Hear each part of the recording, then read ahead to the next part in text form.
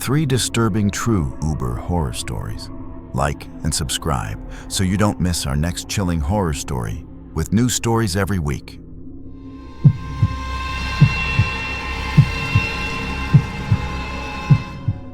I used to drive Uber part-time in Chicago, mostly at night. I liked the quiet, the lack of traffic, and the extra pay from surge pricing. This one Friday night, around 2:45 a.m., I got a ping for a pickup on the south side. Not the best area, but not the worst either. The destination was a bar downtown, about 25 minutes away. I accepted. When I pulled up, a guy in a gray hoodie was already standing by the curb. He didn't look drunk, just blank. No greeting, no "hey man." Just got in the back seat and muttered, "Let's go."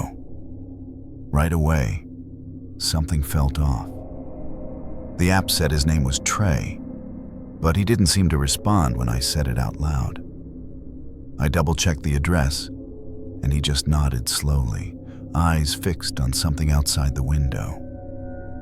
About 10 minutes in, he finally spoke. "You ever pick up someone who wasn't supposed to be there?"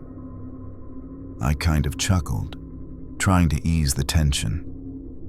"Like a no-show?" He didn't laugh. "No, like someone who shouldn't be alive." At this point, I assumed he was high or trying to mess with me, so I stayed polite but stopped responding much. Then a few minutes later, he leaned forward and said, "Take the next left." That wasn't the route. The GPS wanted me to stay straight, and I said so. But he insisted, voice firmer this time. "Left. Trust me." Now, maybe I was tired. Maybe I just didn't want any trouble, so I did it. We ended up on a narrow, unlit residential street with no visible houses. No cars, no lights, no reason to be there. I was about to ask him what was going on when he whispered, "Slow down." I did. He pointed to a small alley up ahead. "There. Stop there." I stopped. He didn't move. Then he asked, "Do you see her?" I looked around. Nothing. Just darkness. He kept staring straight ahead like he was waiting for something. I turned to ask him again what this was about, and he was gone. Not like stepped out of the car, gone. Like 1 second he was there, and the next, the back seat was empty. I slammed the brakes, heart pounding, and jumped out. Looked all around. Nothing. No footsteps. No doors closing. No one. I stood there in the middle of this dead-end street with every hair on my body standing straight up. I got back in the car and checked the trip history.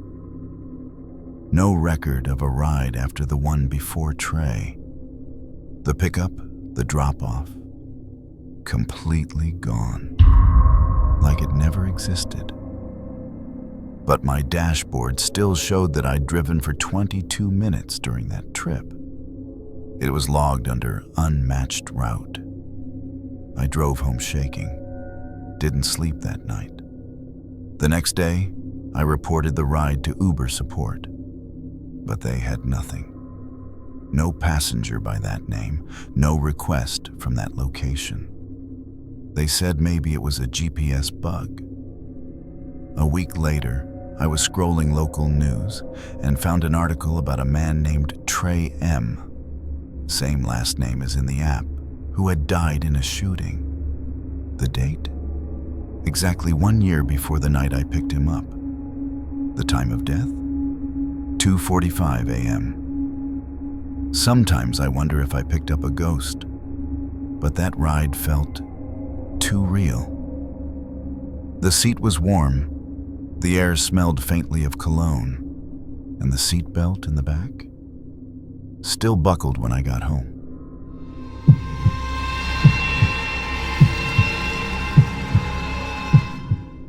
About 2 years ago, I was driving Uber in the outskirts of Phoenix, mostly covering the airport runs and suburban areas at night. It was easy money and quiet, until one ride that stuck with me ever since. It was around 1:30 a.m. when I got a ping near a gas station just off the highway. The rider's name was Kyle, and the pin dropped in a half-lit lot between the station and a closed diner. I rolled in and saw a man sitting on the curb, hunched over like he was texting. But what caught my attention was that his phone's screen was completely shattered. The glass was so broken that it looked more like a spider web than a display. Still, the moment I pulled up, he stood and walked toward my car. I cracked the window and asked, "Kyle?" He nodded and got in the back seat without saying much. He looked maybe mid-30s, unshaven, wearing a hoodie despite the heat. He didn't smell like alcohol or anything, but something about him immediately felt off. I started the trip anyway. It was a 20-minute drive out to some residential area. About 5 minutes in, he finally spoke. "You drive every night?" he asked, voice low, like he was half asleep. "Pretty much. Pays the bills." Then silence. A few minutes later, he spoke again. "Do you ever get scared? You know, picking people up?" I laughed nervously. "Sometimes, yeah. But most people are cool." He leaned forward, his breath hitting the back of my neck. "Some people don't seem like what they are." That was when I felt it. This subtle shift in the air, like something was just wrong. I glanced at him in the rearview mirror. He was looking down at that destroyed phone again, tapping on it with his index finger like it still worked. I tried to lighten the mood. "Looks like your phone's seen better days." He smiled without looking up. "It still gets the job done." At a red light, I glanced back and saw, clear as day, that the phone wasn't even on. The screen was completely black. No light, no cracks showing anything underneath, just dead glass. I didn't say anything, just kept driving. But when we were about 5 minutes away, he leaned forward again and asked, "Hey, can you take a longer route? I just want to think a bit." I shook my head. "Sorry, I gotta stay on the route or Uber might flag it." He didn't respond, just leaned back and muttered something I couldn't catch. When we finally arrived, it was a cul-de-sac with maybe 4 houses, 3 dark, 1 with a porch light on. He pointed at the house with no lights. "That one." I pulled in front and waited. He just sat there. After a moment, I asked, "You need help with anything?" He looked at me and said, "You ever think about what happens after the ride?" Before I could respond, he opened the door and stepped out. He didn't walk toward the house. He walked past it, disappearing behind the backyard fence. I watched him go until he vanished into the shadows. When I checked the app to mark the ride complete, the trip had already ended, about 5 minutes ago. The system had closed it automatically. But the weirdest part? The name on the receipt wasn't Kyle. It said, "No record found."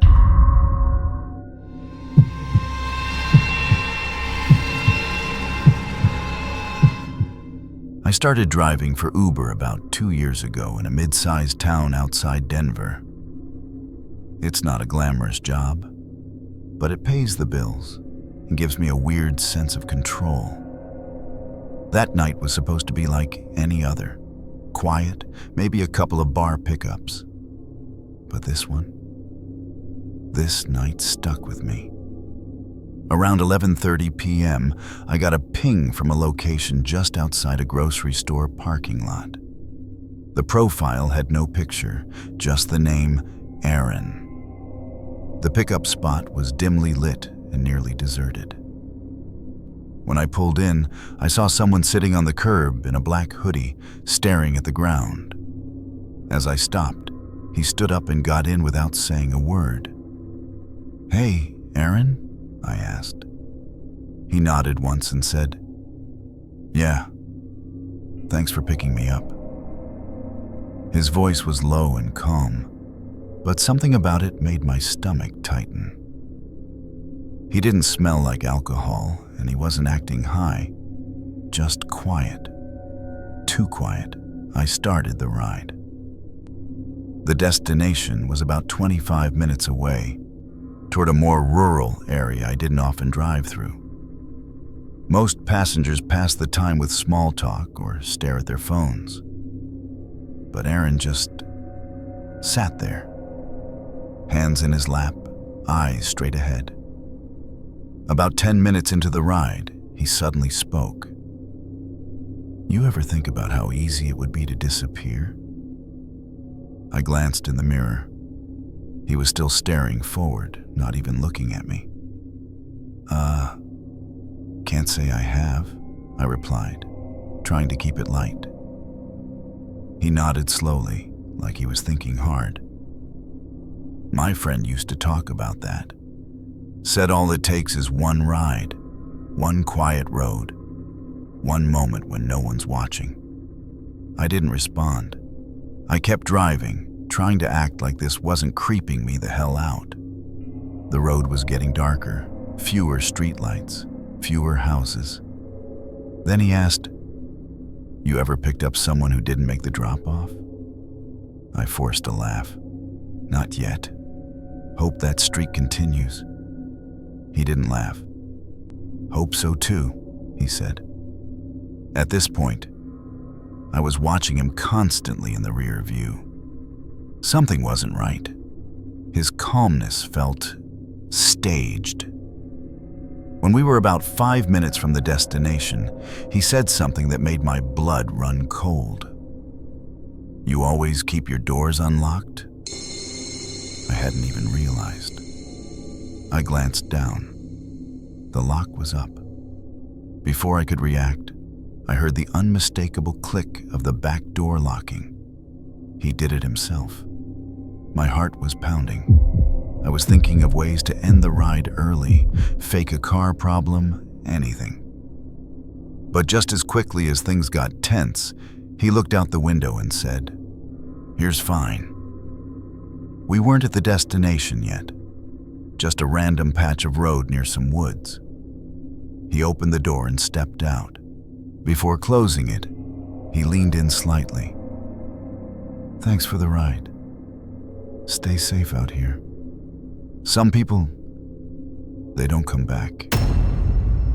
Then he shut the door and walked off into the trees. I waited until he was out of sight, then sped off like my life depended on it. I reported the ride to Uber, but nothing ever came of it.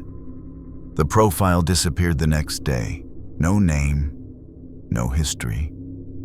Gone. But I still think about him, and that quiet question, "You ever picked up someone who didn't make the drop-off?"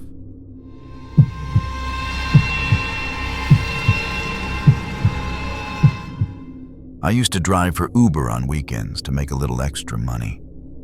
This happened in early 2023, around 2:30 a.m. on a Saturday. I'd just dropped off a group of bar hoppers in downtown Milwaukee and was about to head home when I got a ping for a ride in a quieter suburb about 10 minutes away. It was a little odd that someone would be out there requesting a ride at that time. But hey, people have their reasons. I accepted and drove out. When I pulled up to the location, I saw a man standing alone on the corner of a residential street. No houses nearby, just a small park and some woods behind him. He didn't approach right away. He stood there motionless, hands in his pockets, staring at my car. I rolled down the passenger window a few inches and called out, "Uber for Daniel?"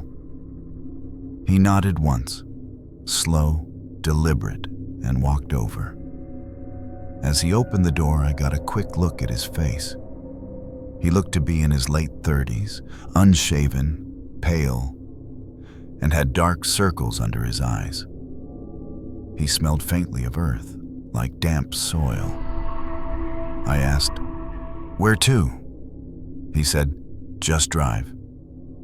I gave a polite chuckle, waiting for more, but he didn't say anything else. Just stared out the windshield.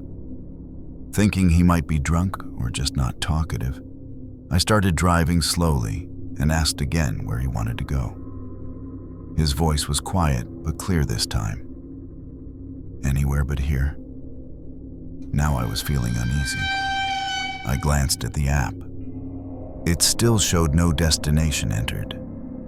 I told him I needed a location to complete the ride, otherwise Uber might cancel it. He didn't respond. He just turned his head slowly toward me and said, "Don't go near the river." There was a river nearby, the Kinnickinnic. I wasn't planning to go that way, but hearing him mention it made the hairs on my arms stand up. I tried to laugh it off, saying something like, "No worries, we'll avoid the spooky river tonight." Still no response. After a minute or two of silence, he pointed down a dark side street and said, "Turn there."